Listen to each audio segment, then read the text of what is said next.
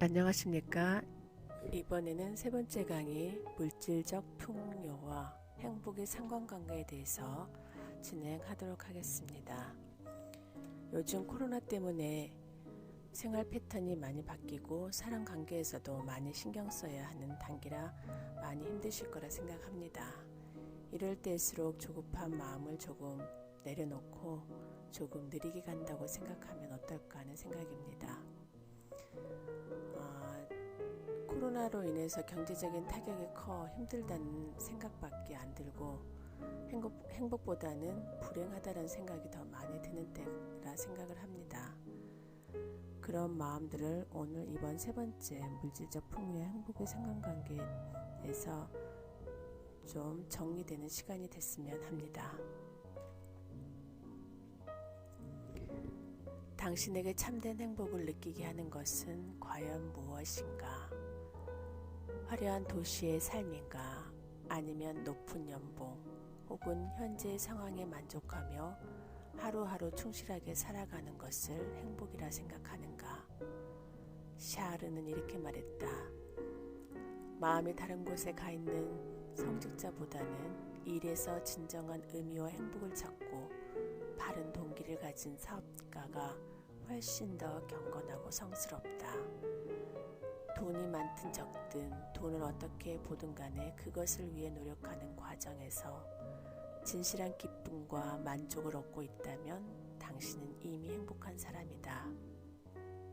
단, 돈과 행복의 우선순위가 바뀌지 않도록 늘 주의해야 한다. 행복하기 위해 돈이 필요한 것은 사실이지만 지나치게 돈을 쫓다 보면 어느 순간 오히려 행복을 놓치게 되기 때문이다. 별장에 살며 스포츠카를 모는 것도 행복이고 나물 반찬에 쌀밥을 먹는 것도 행복이다. 행복은 분명 돈과 연관이 있지만 돈을 초월할 것이기도 하다. 인생의 궁극적인 목적을 잊지 않고 가족과 친구를 소중히 하며 더 높은 수준의 자아 실현을 추구한다면 돈을 버는 과정에서도 행복을 놓치지 않을 수 있다. 행복한 삶에 없어서는 안 될 요건 세 가지가 있다. 첫째는 희망을 갖는 것, 둘째는 할 일이 있는 것, 셋째는 사람을 사랑하는 것이다. 행복은 완전히 개인적이고 주관적인 것이다. 그래서 누군가는 물질이 부족해도 늘 행복하고 누군가는 돈이 넘쳐나도 불행한 것이다. 샤르는 말했다. 나는 행복이야말로 최고의 재산이라고 생각한다. 돈이나 위치는 인생의 가치를 가늠하는 기준이 될 수 없다. 행복을 연구하기 시작한 후로 내 인생 역시 완전히 변했다. 행복은 마음의 긍정적인 힘을 기르는 데 있다는 사실을 발견했기 때문이다. 성공이 꽃이라면 행복은 뿌리다.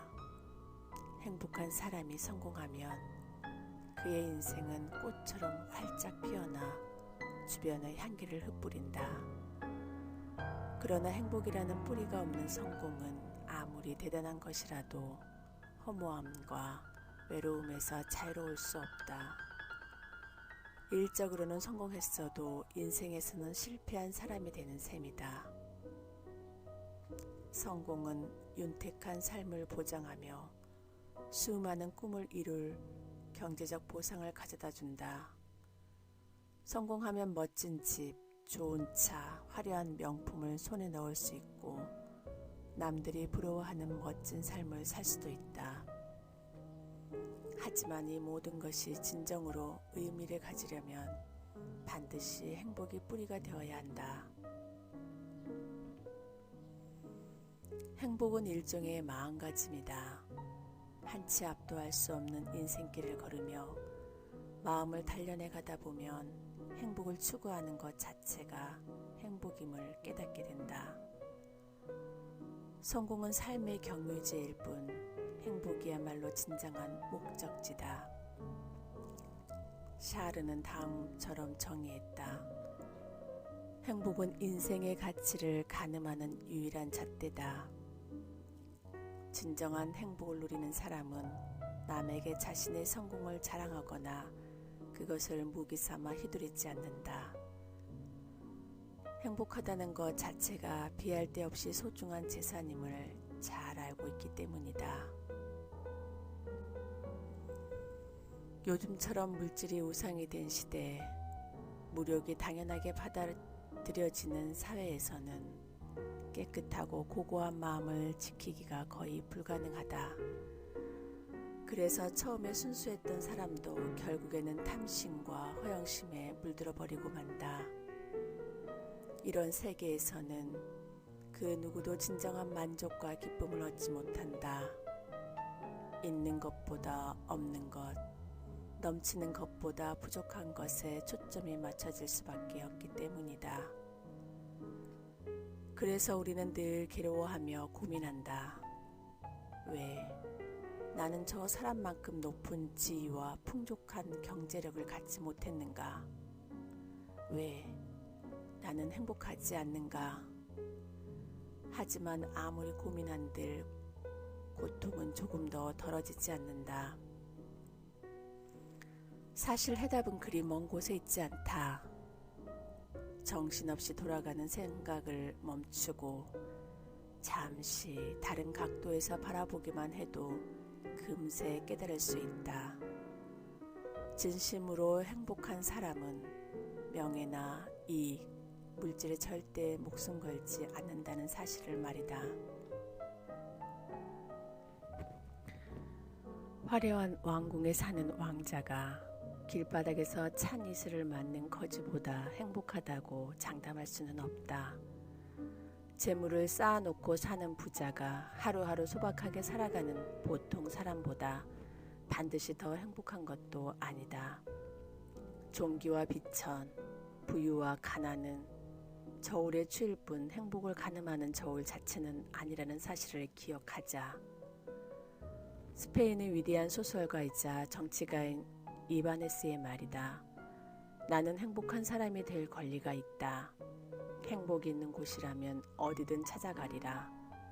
사람들은 각자의 자리에서 저마다 무언가를 추구하며 살아간다. 반드시 부자가 되어야만 혹은 대통령이 되어야만 행복한 것은 아니다.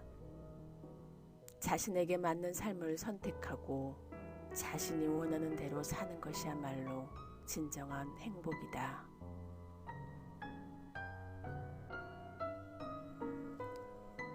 중국의 유명 드라마 마지의 행복의 남자 주인공이 다음과 같은 대사를 했었다. 자신의 단점과 남의 장점을 비교하면 어떻게 비교해도 위축될 수밖에 없어. 하지만 자신의 장점과 남의 단점을 비교한다면 비교할수록 오히려 더 행복해지지. 고뇌, 불만, 원망, 다른 사람을 향한 질투와 부러움은 대부분 비교 의식에서 비롯된다. 맹목적인 비교는 잘못된 관념과 욕심으로 우리의 눈을 가림으로써 진정한 행복을 발견하지 못하게 한다. 또한 자기 비하감을 부추겨서 우리의 삶을 기쁨과 행복이 아닌 원망과 노여움으로 가득 차게 만든다. 이런 상태에서 자기 자신의 장점을 발견하고 개발하기란 그야말로 하늘의 별 따기다. 사람은 일평생 명예와 이익을 쫓다가도 마지막에는 결국 행복을 추구하게 된다. 먹고 사는 걱정을 아예 하지 않고 살 수 있는 사람은 많지 않다. 어쩌면 당신도 물건 하나를 살 때마다 몇 번씩 고민하며 매일 허리띠를 졸라매고 있는지 모른다. 하지만 그래도 괜찮다. 돈은 행복을 위한 필요 조건일 뿐 충분 조건이 아니기 때문이다. 진정한 행복을 바란다면 무엇보다도 자기 자신의 장점을 잘 알고 경영하는 법을 배워야 한다. 러시아의 대문호 투르게네프는 말했다. 인생에서 가장 아름다운 순간은 천천히 산책을 즐기며 길가에 핀 꽃들을 어루만진 때다. 더 멀리, 더 오래 걷고 싶다면 발에 맞는 편한 신발을 신어야 한다. 그런데 편한 신발이 꼭 가장 예쁜 신발은 아닐 수도 있다. 만약 무조건 예쁘고 화려한 신발만 탐내고 고집한다면 결국 발을 상하게 만들 것이다. 다른 사람이 보는 것은 신발이지만 내가 느끼는 것은 발이다. 당연한 말이지만 신발보다는 발이 훨씬 더 중요하다. 하지만 의외로 많은 사람이 이 사실을 간과한다. 아시아 긍정심리연구소의 왕빙 수석 연구원은 행복을 이렇게 정의했다. 행복은 자신이 무엇을 가지고 있는지, 무엇을 할 수 있는지를 명확하게 깨닫고 이를 최대한 활용하고 발휘하는 것이다. 행복은 매우 주관적인 것이다. 그래서 샤르는 소유한 것을 기준으로 자신이 행복한지를 고민하는 것은 아무런 의미가 없으며 자신에게 즐거움을 주는 긍정적인 경험이 무엇인지 생각하고 그것에 적극적으로 뛰어들라고 권했다. 미국 문해비평가 헨리 맨커는 말했다. 행복해지고 싶다면 자신보다 훨씬 가난하고 못 사는 사람과 자신을 비교하라. 그러면 항상 행복할 수 있다. 사실 행복해지는 법은 단순하고 간단하다. 딱 두 가지만 기억하면 된다. 지금을 소중히 여기고 비교하지 말라. 우리는 종종 빨리 목적지에 도달하겠다는 조급함 때문에 과정 자체를 즐기지 못한다. 또한 명예와 재물이 있어야만 행복해질 수 있다는 생각에 권력과 돈을 쫓는 데 시간을 몽땅 쏟아붓는다. 하지만 이것들이 행복을 가져다 주지는 않는다. 행복해지고 싶다면 자신에게 의미 있고 또 자신을 행복하게 만들어주는 일을 찾아야 한다.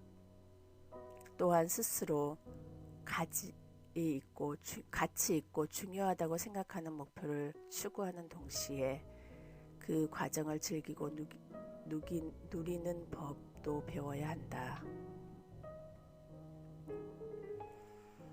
당신이 얼마나 부유하든 또 얼마나 큰 권력을 가지고 있든 간에 인생의 마지막 날에는 결국 모든 것을 이 땅에 남겨두고 오직 영혼만 가지고 가게 된다.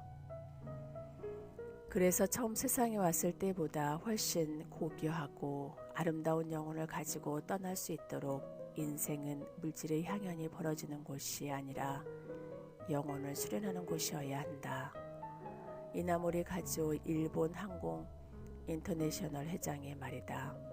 그의 말대로 생각의 폭을 영혼의 선상까지 확장시켰을 때 우리는 부유함에 단순한 물질적 의미 외에도 여러 가지 다층적 의미가 있다는 사실을 발견하게 된다.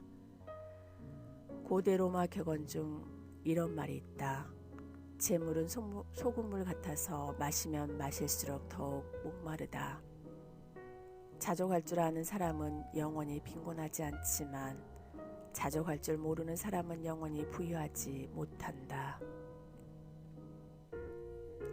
사실 우리는 자신의 생각보다 이미 훨씬 부유하다. 다만 지금보다 더 많은 것을 바라는 탓에 늘 부족하다고 느낄 뿐이다.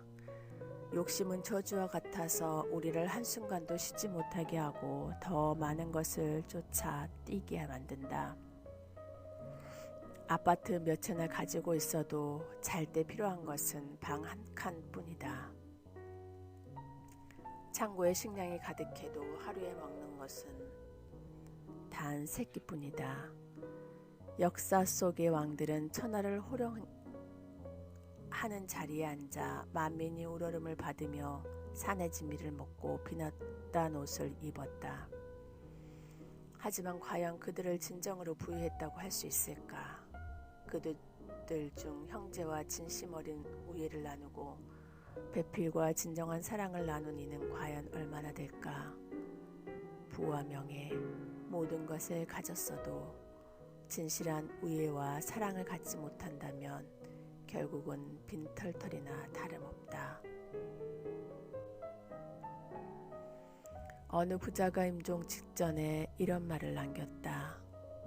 재물이란 몸 밖의 것이라 살아서 가져오지 못하고 죽어서 가져가지 못한다.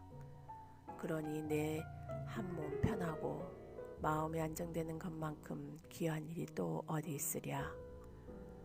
부유함은 결코 돈으로 가늠할 수 없다. 가난함도 부유함도 모두 마음먹기에 달려있는 것이다. 여기까지 3강을 마치도록 하겠습니다. 4강이 준비되면 다시 찾아뵙겠습니다. 구독, 좋아요 부탁드립니다. 감사합니다. 늘 행복하시고 좋은 일만 가득하시길 바라겠습니다.